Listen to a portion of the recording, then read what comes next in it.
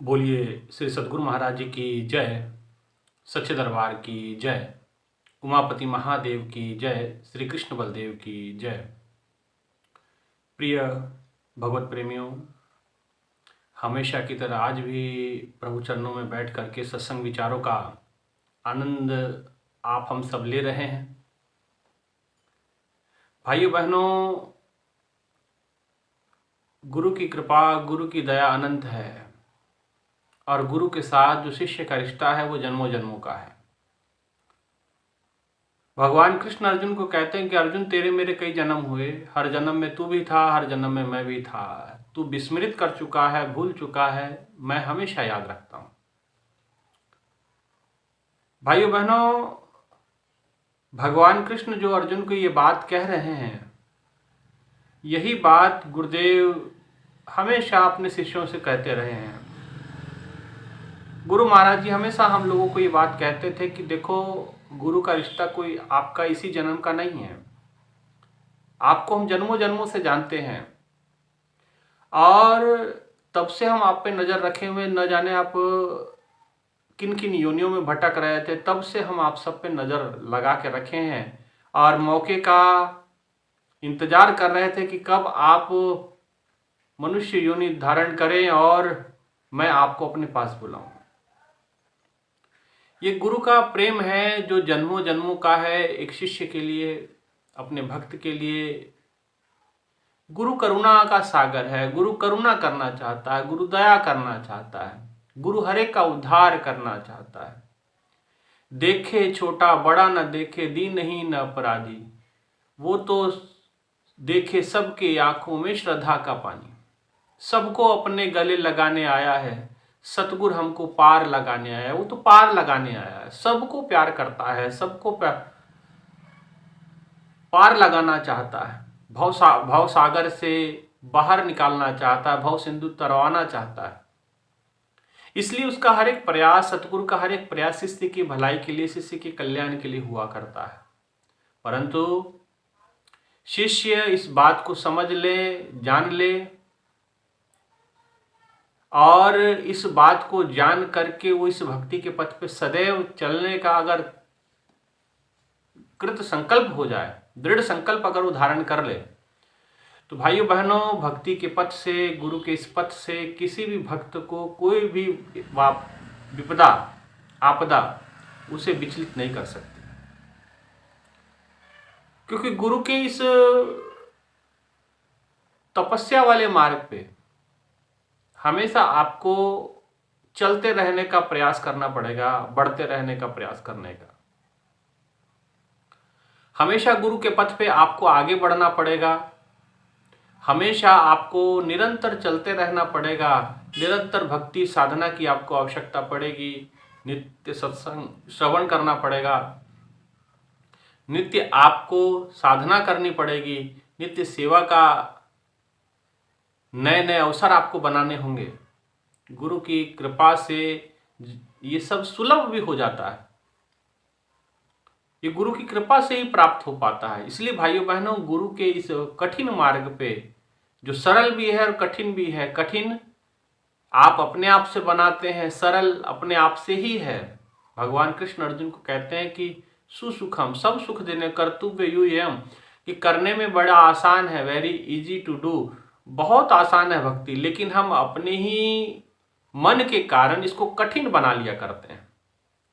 हम अपनी मन की उलझनों के कारण इस भक्ति के पथ को और कमजोर कर लिया करते हैं और हम इसको मार्ग को कटीला कर लेते हैं अपने मन की उपज से, मन के संस्कारों की वजह से, मन के विचारों की वजह से।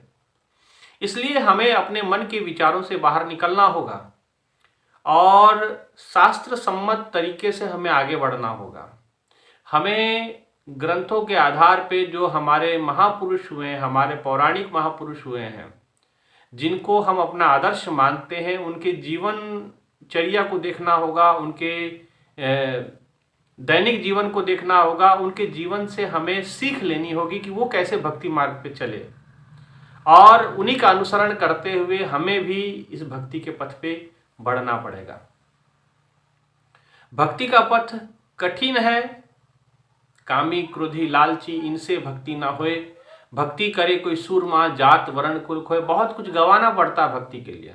कामी क्रोधी लालची, कामी व्यक्ति से, क्रोधी व्यक्ति से, लालची व्यक्ति से भक्ति नहीं हो सकती है। भक्ति करे कोई सूरमा जात वर्ण कुल खोए, जो जात से ऊपर उठ सकता है, जो पात से ऊपर उठ सकता है, जो वर्ण संप्रदाय से ऊपर उठ सकता है, वही भक्ति कर सकता है। जो जात पात के कीचड़ में फंसा है, जो छोटे बड़े के भेद में फंसा है, जो ऊंच नीच के भेद में फंसा है, वो भक्ति, वो ईश्वर तक कैसे पहुंचेगा? वो कैसे ईश्वर को जानेगा? वो ईश्वर को नहीं जान सकता, क्योंकि वो अपने मन और माया के भ्रम में फंसा हुआ है। अगर आपको इस भ्रम से ऊपर उठना चाहते हैं तो गुरु के बताए हुए निर्देश पे, मार्ग पे आपको बढ़ना पड़ेगा।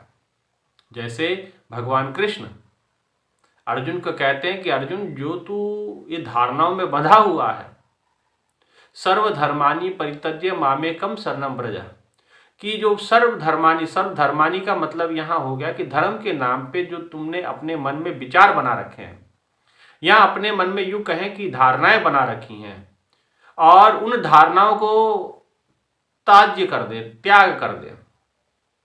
सर्वधर्मानी परित्यज्य मामेकम शरणं व्रज, कि सब प्रकार की धारणाओं को त्याग कर। तो केवल ये अर्जुन की बात नहीं है, हम सब भी अर्जुन ही हैं। हमारे गुरुदेव कृष्ण सरीखे गुरु हैं, राम सरीखे गुरु हैं, और वो गीता का उपदेश केवल अर्जुन को नहीं मिला, वो हम सबको मिला है। और भगवान ये बताते हैं कि अर्जुन, जो तूने मन में धर्म के नाम पे बहुत सारी परिसंकल्पनाएं कर रखी हैं, कल्पनाएं कर रखी कि ऐसा भी हो सकता है, ये भी हो सकता है, ऐसा होना चाहिए, वैसा होना चाहिए, सर्वधर्मानी परित्यज्य, कि सभी प्रकार की कल्पनाओं को, संकल्पनाओं को त्याग दे, मेरे चरणों में समर्पित कर दे। मामेकम शरणं व्रज, और मेरे शरण में आ जा, और मैं जो कहूंगा वो करना।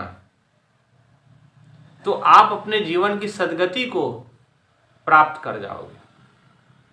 ठीक यही विचार हमें भी करना है कि हमें भी अपने जीवन की कल्पनाओं को छोड़ करके, अपनी संकल्पनाओं को छोड़ के, हमने जो मन में भक्ति के प्रति, धर्म के प्रति, भक्ति, गुरु भक्ति के मार्ग पे चलने के प्रति जो हमने अपने मन में धारणाएं बना रखी हैं, उन धारणाओं से हमें ऊपर उठना होगा।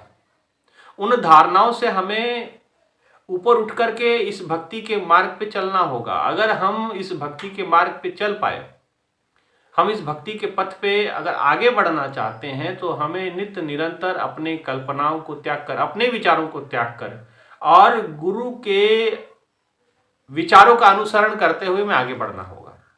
अगर आप अपने मन की करें तो महाराष्ट्र में एक ग्रंथ है, उसमें लिखा है, कहते मनु मार्गी गेला तो तिथे चुमुकीला, कि जो मन की मार्ग से, मन की अनुसार कार्य करता है, मन के कहे अनुसार कर्म करता है, वो वहीं मृत्यु को प्राप्त हो जाता है। मृत्यु का मतलब कि वो वहीं मरा हुआ ही है एक प्रकार से। इसलिए मन के मते न चालिए, मन पक्का यमदूत, ले जाए दरिया में जाए हाथ से छूट। वो आपको दरिया के बीचों बीच ले जाएगा, ऐसी जगह पे आपको ले जाएगा जहां ना आपको और मिलेगा ना छोर मिलेगा, और आपकी कश्ती, आपकी जो भक्ति का पथ है, आपको ऐसा बाधित करेगा कि आपका डूबना निश्चित हो जाता है। इसलिए भाइयों बहनों, हमें आगे बढ़ना है भक्ति के इस कठिन मार्ग पे, सरल मार्ग पे, सहज मार्ग पे। हमें अपने विचारों का नहीं, गुरु के चरणों का आधार लेकर के, गुरु के चरणों का प्रेम लेकर के, गुरु की करुणा का पात्र बन के, उनकी दया का पात्र बन के हमें आगे बढ़ना होता है। इसलिए, और गुरु ही है जो हमें भव सिंधु से पार कर सकता है, भव सागर से पार कर सकता है। संसार में और किसी के अंदर ये सामर्थ्य है ही नहीं कि आपको भव सागर से पार कर सके। आपको प्रेरित लोग कर सकते हैं, प्रेरणा के स्रोत आपको अनेकों बन सकते हैं, लेकिन भव सिंधु से अगर कोई पार कर सकता है तो केवल और केवल सतगुरु पार कर सकता है। इसलिए कहा मोक्ष मूलम गुरु कृपा, मोक्ष का मूल गुरु की कृपा हुआ करती है, गुरु की दया हुआ करती है। मुक्ति तो गुरु के चरणों में पानी भरा करती है, गुरु के चरणों की सेविका हुआ करती है, गुरु के चरणों की दासी हुआ करती है। मुक्ति कोई बहुत बड़ी बात नहीं होती है। मुक्ति तो सहज है, गुरु कह दे मात्र उतने में मुक्त इंसान हो जाता है, जीव हो जाता है। मोक्ष मूलम गुरु कृपा। आप हमेशा आरती के पहले ये बात ये शब्द, ये श्लोक श्रवण करते हैं या बोलते भी होंगे कि मोक्ष मूलम गुरु कृपा, कि मोक्ष का मूल गुरु की कृपा में छुपा होता है, गुरु की करुणा में छुपा होता है। गुरु चाहे जिसको मर्जी मुक्त दे कर दे, है ना।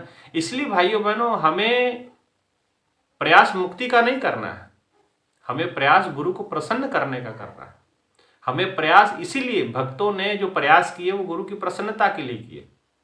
मुक्ति के लिए कोई प्रयास नहीं किया जाता। मुक्ति तो सहज सरलता से प्राप्त हो जाती है, गुरु की करुणा मात्र से प्राप्त हो जाती है। लेकिन गुरु को प्रसन्न करना बड़ा कठिन कार्य है। गुरु को प्रसन्न वो आप 1 सेकंड में भी कर सकते हैं, 1 दिन में भी कर सकते हैं, 1 जन्म भी लग सकता है, 1000 जन्म भी लग सकता है। आप ये आपकी भक्ति और आपके स्वभाव और आपकी निष्ठा पे निर्भर करता है कि आप गुरु को कैसे प्रसन्न करते हैं, है ना।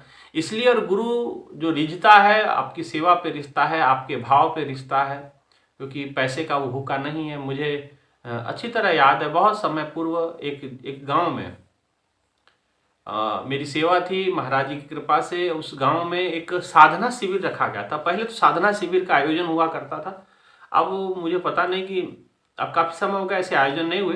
पहले 12-12 घंटे 24-24 घंटे के साधना शिविर हुआ करते थे। अखंड ज्योत जला के, महाराज जी का स्वरूप लगा करके, ज्योत जला करके उसके सामने जो भी उस गांव के शिष्य थे महाराज जी के, और उन सभी लोग गुरु के चरणों में वो बैठते थे, महाराज जी की फोटो के आगे बैठते थे और साधना करते थे। कोई 2 घंटा करता है, कोई 4 घंटा करता है, कोई 6 घंटा करता है।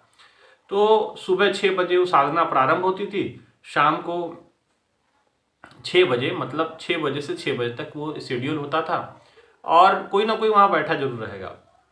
तो एक साधना शिविर वहाँ आयोजित किया गया, और जो साधना शिविर आयोजित किया जाता था उसमें कितने लोगों को कितने प्रकार की अनुभूतियाँ होती थी। शाम को जिस समय साधना शिविर खत्म होता था और सभी जितने भी साधना शिविर में सम्मिलित प्रभु के भक्त थे, गुरु महाराज जी के सेवक थे, साधक थे, सभी साधकों से, भक्तों से उनके अनुभूतियों का पूछा जाता था कि भाई आपको क्या दर्शन हुए, क्या अनुभूतियाँ हुई, कैसे क्या दिखाई दिया, गुरु महाराज जी की क्या कृपा आपने प्राप्त की। और आप सच मानिएगा, हजारों अनुभव लोगों ने बताए थे उस दौरान सुबह से लेकर शाम तक लोग बैठे हैं। कोई 1 घंटा बैठा, कोई 4 घंटा बैठा, कोई 6 घंटा ध्यान में बैठा, और ध्यान में उन्होंने अनेकों अनुभूतियां प्राप्त की, और वो अनुभूतियां बाद में बताती हैं। कभी आप ऐसा आयोजन हो तो जरूर उसमें भी आप सभी भक्त साधक भी सम्मिलित होंगे। हम भी यहाँ अपने आश्रम में कुछ समय के बाद ये प्रारंभ करने वाले हैं, जिससे साधकों की भक्ति में थोड़ा इम्प्रूवमेंट हो, उनकी साधना का स्तर जो ऊंचा उठे, और भक्ति के इस कठिन मार्ग पे सहजता से चल सके, उनको और समझावट और तरीके से वो आगे बढ़ सके।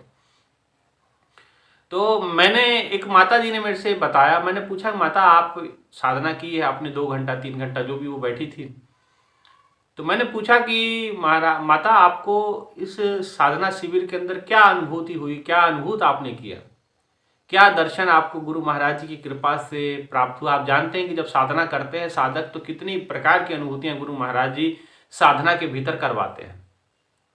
तो मैंने पूछा माता आपको क्या क्या अनुभूति हुई, तो माता ने कहा कि महाराज जी आसन पे बैठे हुए, उनका दिव्य आसन सुशोभित है यहाँ पे, जहाँ आज फोटो महाराज जी का लगा, जैसे यहाँ आप देखते हैं ना महाराज जी का दिव्य आसन लगा हुआ, ऐसे जहाँ भी प्रोग्राम होता था, साधना शिविर होते तो महाराज जी का चाहे छोटा चाहे बड़ा एक आसन जरूर लगता था, और उस आसन पे महाराज जी का दिव्य स्वरूप विराजमान किया गया। तो वो कह रही हैं कि ऐसा ही आसन एक लगा हुआ, उसमें महाराज जी साक्षात बैठे हुए हैं। ये भक्तों की अनुभूतियां हैं। आज भी लोग यहाँ साधना करते हैं तो देखते हैं कि महाराज जी यहाँ बैठे हुए हैं। यहाँ आप लोग भी घर में साधना करते होंगे तो आपको भी लगता हो कि जहाँ आपने महाराज जी का फोटो लगाया है, जहाँ महाराज जी का आसन लगा रखा है, वहाँ भी गुरु महाराज जी प्रकट रूप में आपको दर्शन देते होंगे। तो ये हम लोगों के साथ तो साधारण सी बात है। तो गुरु महाराज जी की उन्होंने बताया कि महाराज जी जो है साक्षात यहाँ आसन के ऊपर महाराज जी साक्षात सफेद चोले में महाराज जी बैठे हुए थे, और महाराज जी के गले में सांप लपेटा हुआ है। जो भोलेनाथ जी के गले में सांप है, ऐसा ही सांप महाराज जी के गले में भी ऐसे ऐसे ऐसे से कर रहा है। तो माता ने बताया कि जैसे मैं, अब कई लोग साधना करते करते ऐसे ऐसे होने लगते ना, तो माता कहे कि मैं ऐसे ऐसे होने लगी, ऐसे ऐसे गिरने लगी, तभी सांप जो यूं करके फन उठाया उसने, तो मैं सीधी हो गई ऐसे, है ना। अनुभूतियां तो अंदर हो रही थी, लेकिन वो शरीर पे भी उसका प्रभाव पड़ रहा था।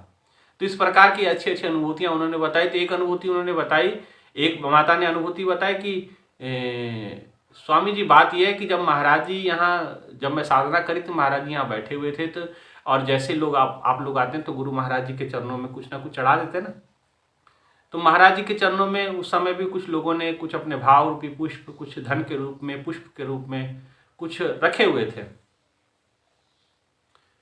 तो कुछ धन वहाँ रखा हुआ था, पैसा वहाँ रखा हुआ था, कुछ रुपए वहाँ महाराज जी के चरणों में लोगों ने चढ़ाए थे।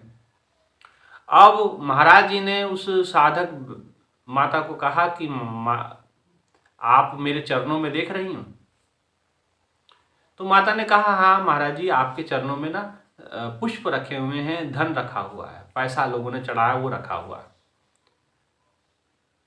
महाराज जी कहते ये जो धन है तुमको पता है? तो उसने कहा कि नहीं महाराज जी, ये जो धन, इसके बारे में क्या बताना चाहते हैं आप? तो कहने लगे, महाराज जी कहते कि तू जानती है कि ये पैसे से मैं कभी प्रसन्न नहीं होता हूं। फिर से सुनिएगा, गुरु महाराज जी ने कहा कि ये जो मेरे चरणों में, मेरे पैरों में जो पैसा रखा गया है, धन रखा गया है, इससे मैं कभी प्रसन्न नहीं होता,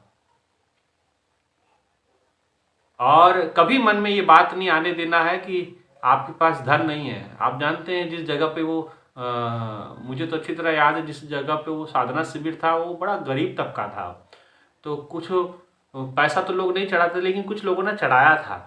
तो किसी के मन में भाव हो जाते हैं कि भाई देखिए हमारे पास नहीं है, हम नहीं चढ़ा पाए, तो वो सिर्फ फूल का एक लेकर के आते हैं और फूल महाराज जी के चरणों में वो चढ़ा दिया करते थे। तो महाराज जी वही, उनको उसके अंदर भाव कुछ इस प्रकार के होंगे कि मैं महाराज जी को कुछ दे नहीं पाई या चढ़ा नहीं पाई। तो महाराज जी ने कहा कि देखो, मैं इन पैसों से खुश नहीं होता, इन धन कोई मेरे चरणों में चढ़ा दे, मुझे प्रसन्नता नहीं है। मुझे प्रसन्नता है कि कोई मुझे चरणों में पुष्प भी ला के चढ़ा दे, मैं प्रसन्न हूं, लेकिन भाव से। मैं पैसे से प्रसन्न नहीं होता, भाव से प्रसन्न होता हूं। भाव के भूखे प्रभु, भाव ही एक सार है, भाव से उसको भजे तो भव से बेड़ा पार है। भाव बिन सर्वस्व दे वो कभी लेते नहीं, भाव से एक पुष्प दे तो उन्हें स्वीकार है। भाव वाले भक्त का भरपूर उन पे भार है। तो सारा भार अपने सर पे ले लिया करते हैं। पैसे से प्रभु नहीं प्रसन्न होते हैं, गुरुदेव कभी पैसे से प्रसन्न नहीं होते। गुरुदेव की शिक्षा में कभी ये नहीं था कि पैसा इकट्ठा करो। एक दो जगह आश्रमों की रजिस्ट्री करनी थी, महाराज जी को पूछा गया कि महाराज जी वो जो आश्रम देना चाहते हैं, बना बनाया घर है वो देना चाहते हैं, महाराज जी रजिस्ट्री करवा लें, आप अनुमति दें। महाराज जी कहते क्या करना रजिस्ट्री करके, छोड़ो उसको, क्या करोगे। गुरु कभी, महाराज जी कहते प्रचार करो हमेशा। महाराज जी कहते कि हमेशा इस ब्रह्म ज्ञान की ज्योति को फैलाओ, इस ज्योत को, इस प्रकाश को, इस घटघट तक पहुंचाओ, हर व्यक्ति तक पहुंचाओ। महाराज जी कहते मेरी प्रसन्नता इसमें है, मैं पैसे से खुश नहीं होता हूं, मैं आपकी भावना से, मैं आपके प्रेम से, आपकी श्रद्धा से मैं प्रसन्न होता हूं। आपका जो मेरे प्रति, चरणों के प्रति अपार श्रद्धा है, यही आपकी असली पूंजी है, यही असली आपका धन है, जो आपको भक्ति के पथ पे आगे बढ़ाता है, आगे लेके जाता है।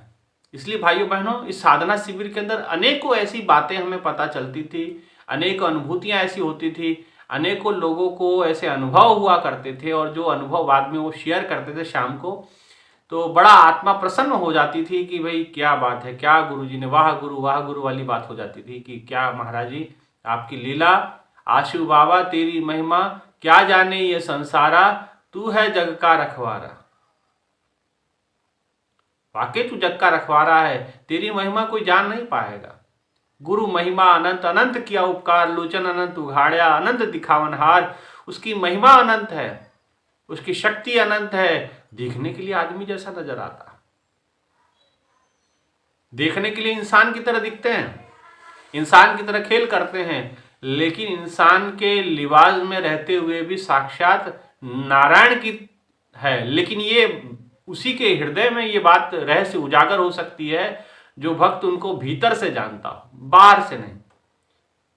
बाहर से जानोगे तो भ्रमित हो जाओगे, बाहर से समझ भी नहीं पाओगे, वो भीतर से जानने का विषय है। इसलिए गुरु के इस कठिन मार्ग पे भीतर की दृढ़ता अनिवार्य है, भीतर से परिपक्व होना अनिवार्य है, भीतर से आपको मजबूती के साथ गुरु के चरणों से जुड़ा होना जरूरी है।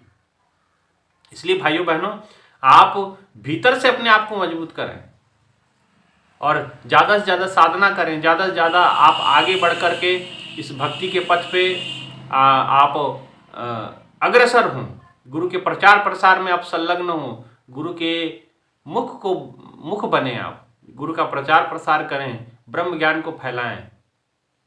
इसलिए इससे गुरु महाराज जी प्रसन्न होते हैं, आपके धन से प्रसन्न होने वाले नहीं। अगर धन से परमात्मा प्रसन्न होता तो भगवान बुद्ध ने अपने परिवार का त्याग करके, अपने धन दौलत का, शोहरत का त्याग करके बता दिया कि इसमें कुछ रखा हुआ नहीं है। मीराबाई ने धन दौलत का त्याग करके, परिवार का और समाज का परित्याग करके ये सिद्ध कर दिया कि इसमें शांति सुकून नहीं है, इसमें सुख नहीं है, इसमें शांति नहीं है। सच्चा सुख गुरु के चरणों में हुआ करता है, सच्चा ज्ञान गुरु के चरणों से हुआ करता है, सच्ची मुक्ति गुरु के चरणों में हुआ करती है। गुरु के पावन चरणों में भक्त का मोक्ष छुपा होता है, शिष्य का मोक्ष छुपा होता है। लोग कहते हैं कि फलाने से मोक्ष मिल जाएगा, गीता पढ़ने से मोक्ष मिल जाएगा, हनुमान चालीसा पढ़ने से मोक्ष मिल जाएगा। तो पढ़ के देख लीजिए, पढ़ते रहिए, पर भ्रम में मत रहिए कि मोक्ष मिलेगा। हो सकता है ग्रंथ याद हो जाए, गीता याद हो जाए, हनुमान चालीसा याद हो जाए, लेकिन मोक्ष मुक्ति, मोक्ष मूलम गुरु कृपा, गुरु की कृपा से मोक्ष मिलता है, गुरु की दया से मोक्ष मिलता है। किसी चीज के पढ़ने से नहीं मोक्ष मिलने वाला। इस बात को अपने जीवन में लिख लीजिए। इसलिए कर सेवा गुरु चरणन की, युक्ति यही भव तरनन की। सेवा गुरु के चरणों की करें और युक्ति यही भव तरनन की, यही युक्ति है भव सागर से तरने की, यही तरीका है भव सागर से आपको पार होने का। इसलिए हमें डट करके आगे बढ़ना है और लोगों की बातों में आके नहीं, क्योंकि भक्ति के इस पथ पे जब पढ़ते हैं तो लोगों की बातें आपको सुननी पड़ती हैं। लोग बहुत कुछ बोलते हैं और लोगों का छोड़ो, आपका मन ही बहुत कुछ बोलता है, ये करूं या ये करूं। एक मन कहता है नहीं ठीक है, एक मन कहता है कि ये गलत है ना। तो आप गलत और सही के चक्कर में ना पड़े। मन ये खेल खेलते रहता है। आपको जो कहा गया है साधना भक्ति करने के लिए, तो साधना जरूर करें। क्रोध ना छोड़ा, लोभ ना छोड़ा, तो नाम जपन क्यों छोड़ दिया, तूने सत्य वचन क्यों छोड़ दिया। जब आपने क्रोध नहीं छोड़ पाए, लोभ नहीं छोड़ पाए, तो नाम स्मरण करना क्यों छोड़ दिया, भक्ति करना क्यों छोड़ दिया। इसलिए साधकों, भक्तों, जिन्होंने साधना छोड़ दी है, कृपया पुनः साधना में संलग्न हो जाएं, पुनः से अपनी भक्ति में प्रारंभ करें और फिर से साधना को शुरू करें। देखिए आपको फिर आनंद आना शुरू हो जाएगा, है ना। अनेकों अनुभूतियां थी, ऐसे तो मैं 2 अनुभूतियां बताई आपको। ऐसे अनेकों अनुभूतियां हमारे पास रोज भक्त प्रेमी आकर के बताते हैं। लोग यहाँ सत्संग सुनते हैं, तो सत्संग सुनते हुए सत्संग के बाद भी हम लोगों को बताते हैं कि स्वामी जी आप यहाँ सत्संग कर रहे थे, महाराज जी यहाँ बैठे हुए थे और महाराज जी हम सबको आशीर्वाद दे रहे थे ऐसे ऐसे करके। संडे सत्संग होता है, संडे सत्संग को लोग बताते हैं कि महाराज जी यहाँ पर दर्शन दे रहे थे, महाराज जी ने पीला चोला पहना हुआ था, महाराज जी ने सफेद चोला पहना हुआ था, महाराज जी के बाल खुले हुए थे, महाराज। तो बहुत सारे प्रकार की अनुभूतियां यहाँ लोगों को होती हैं और ये तो आप लोग भी जानते हैं और हम लोगों को तो ये चीजें पता ही है। आप लोग जानते हैं कि कैसी कैसी, और यही नहीं अपने घरों में भी, जहां भी आप गुरु महाराज जी का ध्यान करोगे, आंखें बंद करोगे, भीतर आप उनको पाओगे। ऐसी अद्भुत शख्सियत सदगुरु होता है और सदगुरु के चरणों में मोक्ष होता है। गुरु के चरणों में, इस बात को अपने जीवन में लिख लीजिए, इस बात को अपने जीवन में धारण कर लीजिए। मोक्ष आपको मिलेगा तो गुरु की कृपा से ही मिलेगा, गुरु की दया से ही मिलेगा, अन्यथा आपको मोक्ष मुक्ति मिलने वाला नहीं, मोक्ष आपको मिलने वाला नहीं। ये गुरु की कृपा से ही आपको मोक्ष की प्राप्ति होगी, मुक्ति की प्राप्ति होगी। इसलिए भाइयों बहनों, हमें भक्ति पे अपने जोर देना है, लोगों की बातों पे ध्यान नहीं देना है। लोग बहुत अच्छा भी बोलते हैं, बुरा भी बोलते हैं, है ना। और अच्छा बुरा दोनों का नहीं सुनना है। आपने अपने विवेक से विचार करना है और गुरु की प्रसन्नता को और अपने अपने संकल्प में धारण करना है कि गुरु को हमको प्रसन्न करना है और हम इस भक्ति के पथ पे आगे बढ़ना चाहते हैं। आगे बढ़ करके अपने सारे दिनचर्या, अपने सारे दैनिक कार्य भी करने हैं और भक्ति के पथ पे भी आगे बढ़ना है। कई लोग ऐसे भी होते हैं कि साधना के चक्कर में, भक्ति के चक्कर में अपने काम धंधा छोड़ देते हैं, तो ये भी ठीक नहीं होता है। महाराज जी कहा करते कि न जग बिसरो न हरि को भूलो, कर्म करो जिंदगानी में, ऐसे रहो दुनिया में जैसे रहता है कमल पानी में। न हरि को बिसरो न जग भूलो। आपको संसार को छोड़ने की जरूरत नहीं है और ना ही आपको भगवान को भूलने की आवश्यकता है। ना हरि को भूलो ना जग बिसरो। कई लोग करते हैं कि संसार, महाराज जी का सेवा कार्य में इतने संलग्न हो जाते हैं कि वो संसार छोड़ देते हैं। संसार छोड़ने का मतलब ये कि भाई आप काम धंधा छोड़ देते हैं, लोग चौपट होने लगता है तो घर में तनाव आने लगता है, कर्जदार होने लगते हैं धीरे धीरे, ठीक है ना। तो ऐसा नहीं करना है, आपको बैलेंस बना के चलना है संसार में और करतार में। और करतार का तो आपको महाराज जी कहते काम छोड़ने की आवश्यकता नहीं है। आप अपने जीवन का शेड्यूल कुछ इस प्रकार से बनाएं, आप दिनचर्या कुछ इस प्रकार से बनाएं कि आपकी भक्ति साधना हो। आपको काम छोड़ने के लिए तो कहा नहीं है, आपको सिर्फ ईश्वर को पकड़ने के लिए कहा गया है, ईश्वर के ध्यान लगाने के लिए कहा गया। लेकिन होता क्या है कि वो इतना गैर समझी ना समझी कर देते हैं लोग, अपना काम धंधा चौपट कर बैठते हैं। दुकानदार है, दिन भर दुकान ही नहीं खोलेंगे तो कैसे काम चलेगा, है ना।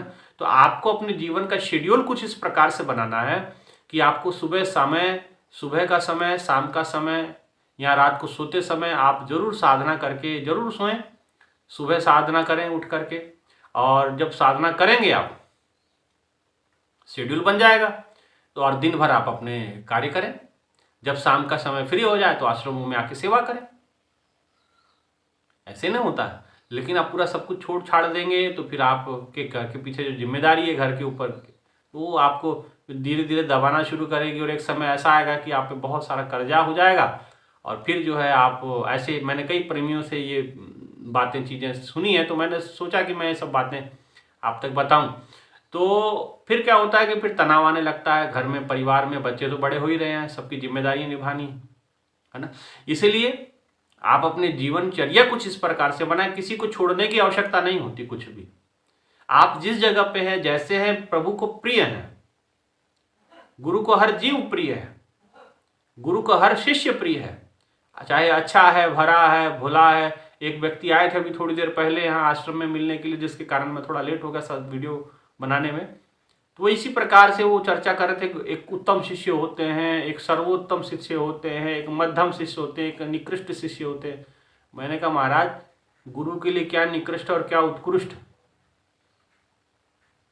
और क्या मध्यम और क्या उच्च और क्या नीचा। गुरु कभी ऊंचा नीचा नहीं देखता है। गुरु सब पे कृपा करता है, सबको दया करता है, सबको आगे बढ़ाता है। आप किस प्रकार की बातें कर रहे हैं कि कोई निकृष्ट शिष्य होता है, कोई उत्कृष्ट शिष्य होता है? मैंने कहा गुरु की नजरों में कोई निकृष्ट नहीं होता है, कोई उत्कृष्ट नहीं होता है। वो सबको समभाव से देखता है, समान भाव से देखता है। हाँ, शिष्य की अपनी करनी खराब हो, वो गुरु के भक्ति के पथ को ना समझ पाए तो पथ भ्रष्ट हो सकता है, पथ से विलग हो सकता है। लेकिन गुरु की कृपा उसका पीछा वहां भी करती है, वहां भी करती है, चाहे वो निकृष्ट से निकृष्ट कर्म करके पथ भ्रष्ट भी हो जाए। अजामिल का उदाहरण आपके सामने है। भले वो गुरु के पथ से भ्रष्ट हो गया, लेकिन गुरु की कृपा पीछे पीछे रही। सतगुरु के जन्मे कौन मिटाए, गुरु नहीं साथ छोड़ेगा। महाराज जी कहते हैं मैंने जन्मों जन्मों तक आपका साथ देखा है, आपको आपके पीछे पीछे रहा हूं, आप पे नजर गड़ा के रखा हूं।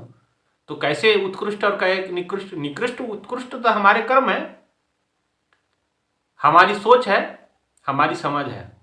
गुरु के नजरों में कोई उत्कृष्ट नहीं और कोई निकृष्ट नहीं। वो सबको सम दृष्टि से देखता है, सबको समान रूप से प्रेम करता है। एक माँ है, अपने बच्चा वो चाहे मिट्टी में लथपथ हो, चाहे गंदगी से सना हो, मां को अपना बच्चा प्रिय है। ऐसे गुरु को भी अपने सारे शिष्य प्रिय हैं, सारे शिष्य प्रिय हैं, चाहे वो अच्छे हैं, चाहे उनको छोड़ के चले गए हैं, लेकिन फिर भी गुरु को सारे शिष्य प्रिय हैं। वो आज भी टकटकी लगा के उनके ऊपर नजर गाड़ के बैठे हुए होंगे। ऐसा नहीं है, दुनिया चाहे जो मर्जी कहे कि भाई ऐसे हैं वैसे हैं, ये है वो है, दुनिया भर की बातें करते होंगे, लेकिन हमने गुरु महाराज जी के मुख से कभी इस प्रकार की बातें कभी ना सुनी, ना सुनेंगे।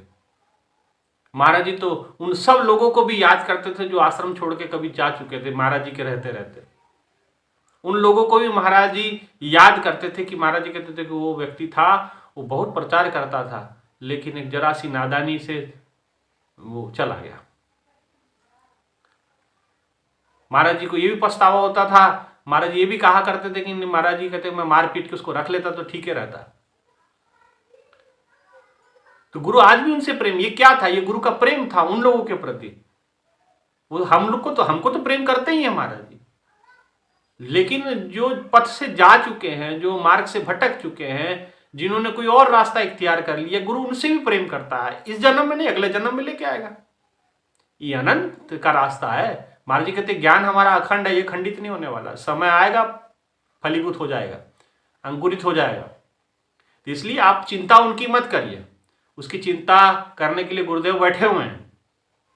आप अपनी भक्ति की चिंता करें, अपनी साधना की चिंता करें, अपनी सेवा की। ऐसा ना हो कि उन पर टीका टिप्पणी करते करते करते आप अपने कर्म भ्रष्ट कर लें, अपने कर्म निकृष्ट कर लें। आपको ये भक्ति दी गई है, साधना दी गई है आपको उत्कृष्ट बनने के लिए, आपको निकृष्ट बनने के लिए ये भक्ति का संचार नहीं किया गया। ज्ञान का प्याला आपको इसलिए नहीं दिया गया कि आप जो आश्रमों से जा चुके हैं उनके प्रति अनाप शनाप बोलते रहें और अपने कर्म निकृष्ट कर लें। कर्मों का फल देना पड़ता है, कर्मों का फल भोगना पड़ता है। अच्छा करोगे अच्छा पाओगे, बुरा करोगे बुरा पाओगे। तो आपको अच्छा करना है, बुरा नहीं। जो बुरा करेगा वो मेरे सतगुरु के दरबार में सब लोगों का खाता, जो जैसा करता है वो वैसा ही फल पाता। तो आपको चिंता करने की आवश्यकता क्या है? आप भगवान बनने का प्रयास ना करें। मैंने उन्हें समझाया कि कोई उत्कृष्ट और कोई निकृष्ट नहीं है, गुरु के नजरों में सब समान है। हाँ, जिसका जो संस्कार है, जिसका जो स्वभाव है, वो उसके अनुसार उसको फल परिणाम हमेशा मिलते हैं, मिलते रहेंगे। उसमें आपको चिंता करने की आवश्यकता नहीं है। आप सिर्फ अपनी साधना पे, अपनी भक्ति फोकस करें। इसलिए भाइयों बहनों, आपसे भी मैं यह आग्रह करूंगा, गुरु के साथ जो रिश्ता है जन्मों जन्मों का है, सतगुरु के साथ जो हमारा रिश्ता है, सतगुरु से जन्मों जन्मों का रिश्ता है हमारा, आप उसको समझे, उसको जाने। अन्यथा लोगों के विचारों में आकर के कि ऐसा वैसा ये सब तमाम विचार करेंगे तो आप अपने ही कर्म खराब कर लेंगे और कर्मों आपको भोगना पड़ता है। चाहे आप अच्छा बोलें तब भी आपको भोगना है, जो बुरा बोलेंगे तब भी आपको भोगना है। इसलिए ना अच्छे में पढ़े ना बुरे में पढ़े, सतगुरु पे ध्यान रखें, सतगुरु की भक्ति करें। सतगुरु सब पे नजर रखा हुआ है, आपको किसी पे नजर रखने की जरूरत नहीं है। आपको सिर्फ सतगुरु के चरणों पे ध्यान लगाने की जरूरत है। ध्यान मूलम गुरु मूर्ति, गुरु की मूर्ति पे ध्यान लगाएं, ध्यान के मूल को पकड़ें आप बस। और मोक्ष गुरु के चरणों से आपको ऑटोमेटिक मिल जाएगा। और कुछ और समस्या तो और कोई बात करने के लिए तो है ही नहीं।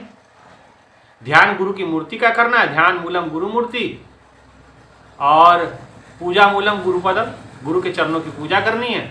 और मोक्ष मूलम गुरु कृपा, और मोक्ष का जो मूल है वो गुरु की कृपा है, गुरु मर्जी। इसलिए गुरु महाराज जी के मूर्ति का ध्यान करें, आप गुरु का ध्यान करें और अपने जीवन को सफल सार्थक करें। इधर उधर ध्यान देने की जरूरत ही नहीं, इधर उधर बोलने की कुछ आवश्यकता ही नहीं है। बोलना भी है तो गुरु की महिमा गाएं, किसी के बारे में अच्छा बुरा क्यों बोलना हमें, है ना। तो गुरु की महिमा ही गाएं और गुरु की महिमा का ही प्रचार प्रसार करें। इतना ही कहते हुए आज के विचारों को यहीं विराम देते हैं, अपने विचारों को यहीं विराम। और एक बार फिर आप सभी से आग्रह है कि आप जरूर मेरे इस चैनल को आप सब्सक्राइब कर लें और इस वीडियो को देखें भी, सुने भी और औरों तक भी संप्रेषित करें, ताकि सत्संग विचारों का लाभ सभी लोग ले सकें। इस चैनल को सब्सक्राइब जरूर कर लें। इतना ही कहते हुए अपने विचारों को यहीं विराम। बोलिए श्री सद्गुरु महाराज जी की जय, सच्चे दरबार की जय, उमापति महादेव की जय।